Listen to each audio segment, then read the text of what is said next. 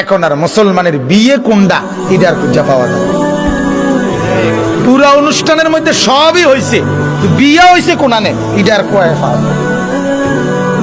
বুঝেন নাই কথা? গায়ে হলুদ এটা তো বিয়ে না, এটা তো ইসলামের কিছু নাই। এটা 70,000 টাকার গেট, এটার সাথে ইসলামের কোনো সম্পর্ক নেই। কথা বুঝছেন কিনা? পুরা প্যান্ডেলের ভিতরে এই বেড়া বেড়ি একত্রে ভাত খাওয়া, এটার সাথে তো ইসলামের কোনো সম্পর্ক নেই। পুরা অনুষ্ঠানটা ভিডিও হওয়া বেড়া বেড়ির, এটার সাথে তো ইসলামের কোনো সম্পর্ক নেই।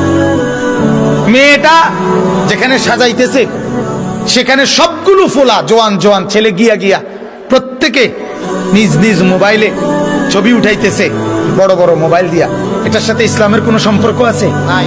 ছেলেটা যেখানে বর বয়াইছে, হ্যাঁ, তার লগে যে জোয়ান জোয়ান বেড়ি মহিলা মেয়ে এই অসভ্য করে যে লগে বসাইলো, হ্যাঁ, কতগুলো জানোয়ার, কতগুলো নর্তকী পাশে যে বসাইলো, এটার সাথে ইসলামের কোনো সম্পর্ক আছে?